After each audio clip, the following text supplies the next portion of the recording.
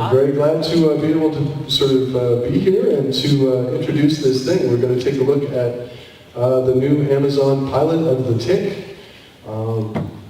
It was made with a lot of care and in earnest, and we're really trying to start a new expression of this character. I really hope you get on this ride with us, and if everyone enjoys it, this does not count. You have to go and watch it on Amazon and vote. This did not happen. If you liked it, if you don't care, then this event suffices. All right, I want to quickly get to that so that we have the time to kind of sit and talk about it just a little bit afterwards. Okay, everybody? Let's get ready and watch this new Tick. So, what we need now, just in terms of if there's a little bit of a message before we go to talk about it, and maybe we could even take a few questions, because I think that would be cool too, is just, as much as you guys, if you like it and you want to tune back onto Amazon and give us a vote of positive confidence and give the message to Amazon that, and you don't need to be an Amazon Prime member to do this, you can just, in the 30-day window that starts today, you can vote for this and give us a real leg up in terms of giving us a chance to do a series. Like, you guys are on board with the idea of coming back and doing a series, and we could have a lot of fun at this point in the superhero culture. Like, it's the right time to just let us at it. Let us at it. And social media too. All platforms of social media. Amazon pays attention to all that. They are corporate overlords and they have eyes everywhere.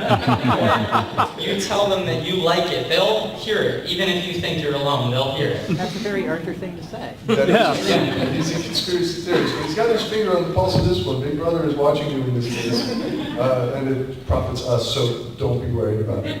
Between this version and previous versions, this version is the only one that has the ability to pay my rent. So for me, that's a very important thing. I think that's really the core of it. That's my favorite version. I really liked it. I actually haven't watched the cartoon a lot, but my brother and I used to watch on Netflix the live action one all the time. Cool. I really liked it. Yeah. And just recently I decided that I would try to get back into The Tick, and I just bought like the original comics and stuff, and I'm like trying to get back into it. And I thought this was like a perfect timing for the show and stuff. Great. And I really liked it because it seems like it's not like a parody of like all these like Netflix superhero shows, but it feels like the right move to have one that's fun. Because like all those seem like they're overpowering, they're so dark and gritty. Right. It's nice to have something that's so much fun. Great. And my question was, I was just wondering like, for Arthur and, I'm sorry, I already forgot your real name. It doesn't matter, I'm Arthur now. It's all about the rent check, it doesn't matter. Yeah. But I was just wondering how you and Jackie or Haley, who's fucking Rorschach, and how the heck did you two like end up in the TV show? Like how are you like, was this like a goal of you to like get into this TV show, or was it like something that like you heard on the side and you were like, oh, well, I'll try it or whatever? Like, how did you two get casted in this great show? Me first? I explicitly, it was a goal. I had to convince them that it was the right move for them. I had no hesitation. But I'm exactly the same as you. I watched the Warburton show with my brother, and that was like one of the few things we agreed on at that time. My brother and I now are friends, but at the time we're very acrimonious, and he hates superhero stuff, and I don't like things that aren't about superheroes, and that was a bonding point for the two of us. So, I mean, yeah, The Tick means a lot to me. When I got the email about the audition, I was trepidatious, because it felt like, what's the chance they get it right a third time? But then I read the script, and it was one of my favorite things I ever read, and then I just had to work really hard to convince Ben that I was the guy, and then Ben had to work really hard to convince Amazon that I was the guy, and then somehow I'm here.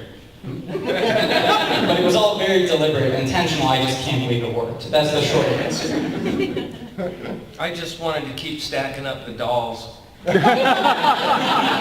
that's awesome. I just figured out, here's yet another evil comic book dude, but he's funny. So I really liked the script, and I really liked what Ben had to say, and a lot of it was what I was just answered in the last question, like the tone of the thing and his approach, and I really thought it was going to be separate and different from the other live action version, you know, and so it excited me to do it, and I thought too, you know, we were talking, Ben said it was going to be like kind of minimal makeup, you know, even though he's an old guy, we're going to do some like makeup thing. So I finished shooting Preacher, doing Odin Kincannon, and another. Odin! I jump on a plane and I go to New York to do a little makeup test, and we're shooting like 2 days later. And I get there and I walk into the makeup trailer, and I had a Freddy Krueger flashback because there's literally appliances sitting on there. It's like, nobody said anything about appliances. So for like 2 hours I was getting glued into the thing, but I thought, you know, the guys did a really good job, and they were pretty quick about it, you know, considering that it's, and they did kind of reduce a few of the appliances because the makeup guy kind of felt, you know, we don't need the chin or the nose, but the other, you know, all these other things are still on there, but it was, that was the shocker, but I would still love to go and play this character and to also just see, you know, where this goes. Just, you know, he said it's a great setup, so it'll be neat to see this guy, you know, try to get the terror.